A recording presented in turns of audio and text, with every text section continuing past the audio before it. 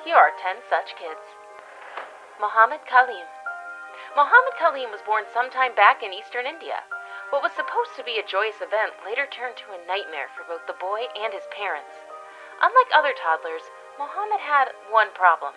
He suffered from macrodactyly, or local gigantism. This rare condition made his hands grow way faster than the rest of his body, and it wasn't long before this became a problem. By 8 years old, the hands were too big for him, rendering simple activities like dressing up, eating, and bathing impossible to do so unless someone stepped in.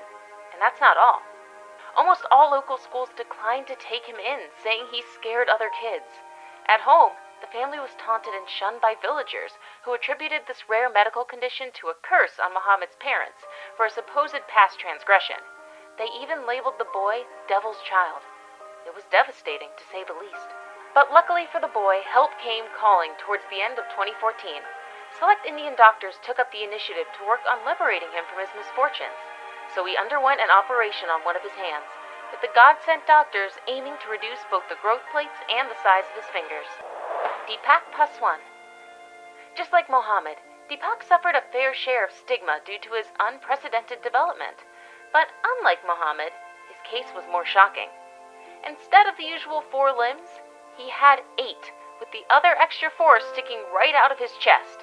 These extra body parts were said to be an undeveloped twin and were problematic to the mother before she gave birth to Deepak. She is said to have been through frequent bouts of pain, and when she finally gave birth, she found out what the problem had been all along. It wasn't possible to know of such an abnormality before her due date because of the rather poor healthcare services in the Indian region of Bihar. And so, the 8-limbed Deepak was born much to the astonishment of everyone. Some viewed him as the Hindu goddess Lakshmi, and even brought him offerings. Others saw him as some kind of monster who might later consume his parents. But thanks to charitable doctors, the boy didn't have to put up with all the extra limbs. The parasitic twin was removed after scans confirmed that the two didn't share any vital body organs. Fu Wengui. Fu Wengui from Beijing, China is yet another example that extra body parts can be a bit of a problem. Instead of the usual 7 vertebrae that most people have on their necks, Fu had 10 of them. This made him appear taller, albeit disproportionately, as pictured here with his father, Fu Genyu. But most unfortunate is the physical pain that comes with those extra bones.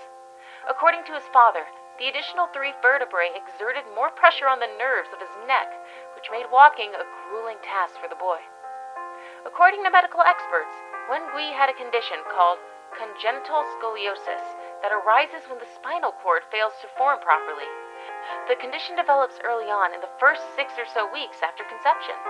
The last time he was in the limelight, Fu Wengui was gearing up for surgery to reduce his neck under the sponsorship of a Beijing-based charity. This was back in 2014. Nothing much has been heard about him since then. We just hope the operation was a success. Mana Maged. Twins come about when the embryo splits into 2, and each one of them develops to form a distinct fetus. But what happens when the split isn't successful? The case of Mana Maged, an Egyptian toddler, can be used to explain this better. The girl got the bad side of the process, ending up with an extra head attached to hers instead of a separate twin.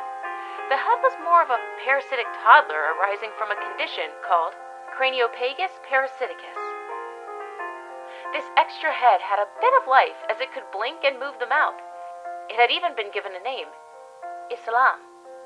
But to allow Mana a normal life, the head had to go ASAP.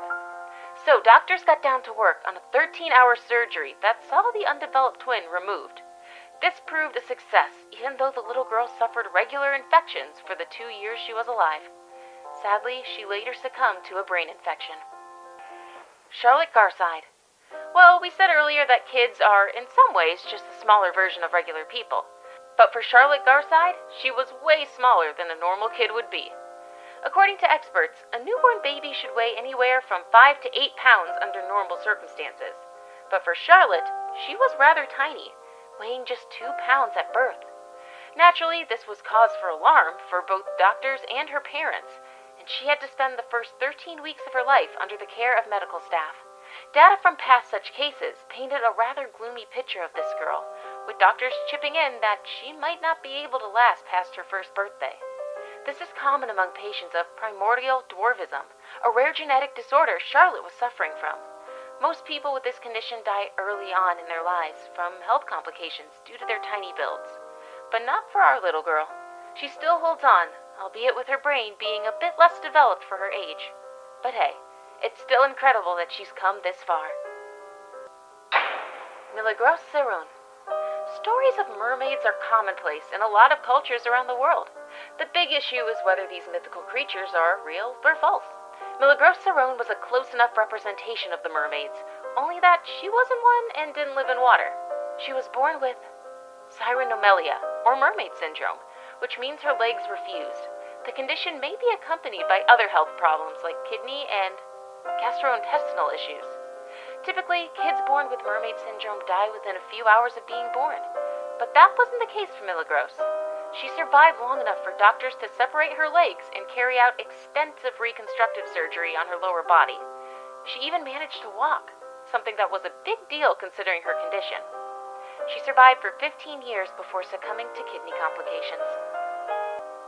Tessa Evans. Rare as it is, it's not entirely impossible to find organs that failed to develop at the time of birth. A case in point is Tessa Evans. She was born with an extremely rare condition known as congenital arrhythmia, which means she lacks sinus cavities and a sense of smell. And the space that should be occupied by a nose is covered with just a patch of skin. This rare condition is said to occur about once in every 197 million births, and there have been at least 46 reported cases worldwide. So, how does this girl go about her normal life? At birth, doctors fitted her with a tube that has been pivotal to her survival, but the quest to address her condition hasn't stopped at that. She's the first person to be fitted with a nasal implant, which is aimed to help her grow a nose.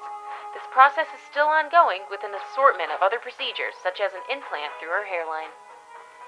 The implant is to be replaced as she grows to ensure the nose will grow with her. The final procedure will be when she hits her teens. A medical tattoo artist will draw nostrils and shades of light and dark to give it the feel of a real body part. Taidir Montalvo. Little Taidir Montalvo from Colombia had a shell-like growth on his back that earned him the Turtle Boy nickname. It might have sounded delightful to his mockers, but to Taidir, the growth held him back in so many ways. Being that the growth accounted for at least 20% of his weight, it was like constantly having baggage on him.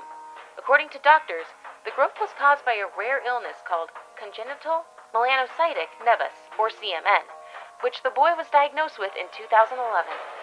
And as if the name-calling wasn't enough, back in his village people believed that he was under some evil spell, which trounced him further. But thanks to Neil Bulstrode, a prominent plastic surgeon based in the UK, Taidir bid goodbye to his growth, and with it the emotional and physical strain. The good doctor offered to operate on him for free after the boy's plight caught his attention. And yes, the surgery was a success, with Taidir now being able to do everything a kid his age would. Score 1 for the selfless doctors. The Albino Twins.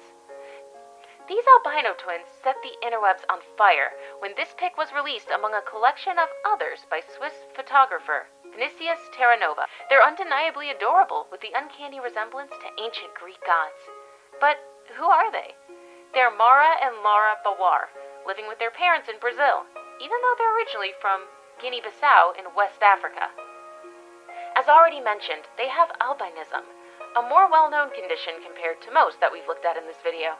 As albinos, they lack pigmentation in their skin, eyes, and hair. As you can see, this turned out to be a blessing in disguise, as the twins together with their older sister, Sheila, are a sight to behold. What's more, they've landed major modeling deals with big brands such as Bazaar Kids and Nike, and they love their skin. In past interviews, they've termed albinism as pretty and wanted to use it as a medium in the modeling world to represent not just other albinos, but also other women. Those are some pretty impressive affirmations from such young people. What can we say? May the universe grant their wishes. Pan Zion Hang. Pan Zion Hang has a genetic skin disease known as ichthyosis, which translates to fish in Greek. His entire skin from head to toe is dry, scaly, and always itchy.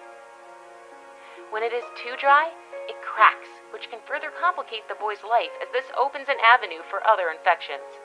And the pain the boy goes through is unbearable.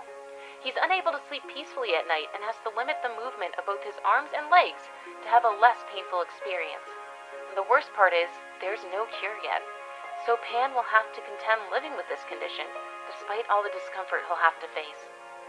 Locals in Wenling, China, where he lives, have nicknamed him the Fish Boy, which, let's say, doesn't really help the situation. To at least tone down the itchiness and pain, ichthyosis patients must keep their skin moisturized at all times. Moisturizers, oils, and creams are especially helpful with this.